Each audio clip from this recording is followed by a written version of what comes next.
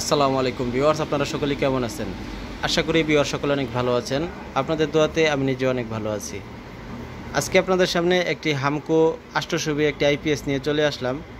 তো আজকে আমি আপনাদেরকে দেখাবো এই আইপিএসগুলো আপনারা যদি সমস্যা হয়ে যায় আপনারা নিজেরাই কিভাবে সার্ভিসিং করতে পারবেন। এমনকি আপনারা যদি এই আইপিএসগুলো যদি নিজেরা সার্ভিসিং করতে না পারেন তাহলে সরাসরি আমার কাছে পাঠাতে পারেন। আমি সার্ভিসিং করে আপনাদের ঠিকানা মতো আবার পাঠিয়ে দেব। অথবা আমার আশেপাশে যারা আছেন তারা সরাসরি আমার দোকানে এসে আইপিএসগুলো সার্ভিসিং করে নিতে পারবেন। আমার দোকানের ঠিকানা ময়মনসিংহ জেলা বালুকা থানা শ্রীষ্টুর বাজার। শ্রীষ্টুর বাজার এসে আমাকে কল দিলে ইনশাল্লাহ আপনাদেরকে আমি আমার দোকানে নিয়ে আসব। তো আমার দোকানে আসার ঠিকানা আমি ভিডিও ডিসক্রিপশনেও দিয়ে দিব। আর আমার সাথে যোগাযোগ করতে হলে ভিডিও স্ক্রিনে যে নাম্বার আছে সেই নাম্বারে কল করে আমার সাথে যোগাযোগ করে আপনারা আইপিএসগুলো সার্ভিসিং করার যে সেবা আছে সেটা আমার কাছ থেকে নিতে পারবেন। তো এখন আমি আপনাদেরকে দেখাবো এই আইপিএসটাতে কী কোয়ালিটির মালামাল দিয়ে আইপিএসটা তৈরি করছে হামকো কোম্পানি। এটা বাংলাদেশের মোটামুটি ভালো একটা কোম্পানি। তো এই আইপিএসগুলো আসলে যেভাবে হামকো কোম্পানি তৈরি করে দেয় নর্মাল যে আইপিএসগুলো থাকে সেই আইপিএসগুলোর তুলনায় হামকো কোম্পানি আইপিএসগুলো তৈরি করে একটু ভালো মানের। তার মাঝে আপনারা যে দেখতে পাচ্ছেন এখানে হামকো কোম্পানি যে ট্রান্সফরমারটি ব্যবহার করেছে এই ট্রান্সফরমারটি কিন্তু কপার ট্রান্সফরমার। তো আমি ইন্ডিয়ান যে আইপিএসগুলো আছে সেই আইপিএসগুলো আপনাদের মাঝে খুলে দেখাবো। তো সেই আইপিএসগুলোতে আসলে আমি দেখছি অনেক আইপিএস এই অ্যালুমিনিয়াম ট্রান্সফরমার দিয়ে তৈরি করা। এটা আসলে ইন্ডিয়ানদের কোনো দোষ নেই, দোষ আমাদের বাংলাদেশি যারা আছে তাদের। তো বাংলাদেশি ডিলাররা বলে যে অ্যালুমিনিয়াম দিয়ে করে দেওয়ার জন্য যে কম দামে নিয়ে এসে মোটামুটি ভালো একটা দামে বিক্রি করা যায়। তো এই আইপিএসগুলোর যারা আসলে অ্যালুমিনিয়াম এমনকি কপার যে ট্রান্সফরমারগুলো থাকে এইগুলো নিয়ে যারা আসলে মানে ধারণা আছে তারা এই জিনিসগুলো বুঝতে পারবে। আর যারা আসলে এগুলো নিয়ে তেমন ধারণা নেই যে পাবেন একটা আইপিএস গড়ে লাগাই আপনারা ব্যবহার করবেন আর কোনো কিছু দরকার নেই, তো তাদের ক্ষেত্রে আসলে এগুলা মানে বুঝতে অসুবিধা হয়ে যায়। তো আসলে এই আইপিএসগুলোর কোয়ালিটি কিন্তু অনেক ভালো থাকে, কিন্তু অ্যালুমিনিয়াম ট্রান্সফরমার দেওয়ার কারণে কোয়ালিটিটা একদম খারাপ হয়ে যায়। তো যেই আইপিএসগুলোতে কপার ট্রান্সফরমার আছে তাদের যে আইপিএসগুলো থাকে তাদের আইপিএসগুলো ইন্ডিয়ান আইপিএসগুলো কিন্তু ভালো হয়। তো আমরা নিজেরাও আইপিএস তৈরি করি, আমরা যে আইপিএসগুলো তৈরি করি 100% কপার ট্রান্সফরমার। আপনারা চাইলে আমার কাছ থেকেও আমাদের নিজেদের বানানো আইপিএসগুলো নিতে পারেন। তো এই আইপিএসটা যে তৈরি করা হয়েছে এখানে দেখেন এটা 800 একটা আইপিএস, তারপরেও এখানে দুইটি আর এই পাশে দুইটি, টোটাল 4টি মসফেট দিয়ে কিন্তু আইপিএসটা তৈরি করছে। তো এখানে P80 যে মসফেটগুলো আছে সেই মসফেট দিয়ে তৈরি করার কারণে অল্প মসফেটে লোড বেশি ব্যবহার করা যায়। তো এই আইপিএসটা এই মুহূর্তে ব্যাকআপে আছে। তো আইপিএসটার যে সমস্যাটা ছিল এখানে ডায়ালের এখানে যে সুইচটা ছিল মানে মেইন যে সুইচটা থাকে আইপিএসে যে অন অফ করার জন্য যে সুইচটা থাকে সেই সুইচটা কিন্তু নষ্ট হয়ে গেছিলো বলতে এখানে যে বোর্ডের সাথে যে বাটন সুইচগুলো থাকে, তো বাটন সুইচগুলো ভিতরে অনেক ভিতরের দিকে বসানো থাকে। আর এখানে একটা নবের মাধ্যমে পুশ করলে বাটন সুইচে প্রেস করার পরে আইপিএসটা অন এমনকি অফ হয়, এই সিস্টেমে আইপিএসটা চলে।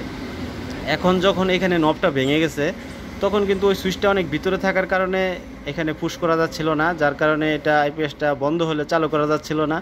তো এই সমস্যাটা এই আইপিএসে ছিল। তো এখানে আমি ওটা মডিফাই করে দেখেন একটা সুইচ লাগাই দিয়েছি।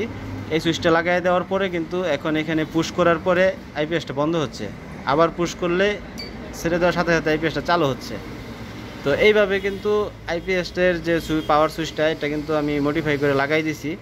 তো তাছাড়াও এই আইপিএসের সার্কিটে কিছু সমস্যা ছিল, এখানে ভোল্টেজটা অনেক হাই ছিল। হাই ভোল্টেজ থাকার কারণে যে ভাই এই আইপিএসটা ব্যবহার করতো তার লাইট ফ্যান কাটতো অনেক বেশি। তো এখানে আমি ভোল্টেজটা এখন অ্যাডজাস্ট করে দিছি।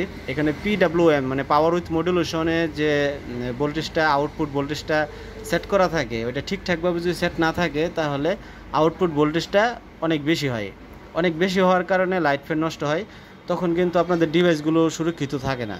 তো এখন এখানে PWM মানে পাওয়ার উইথ মডুলেশন আমি খুব ভালোভাবে সেট করে দিছি।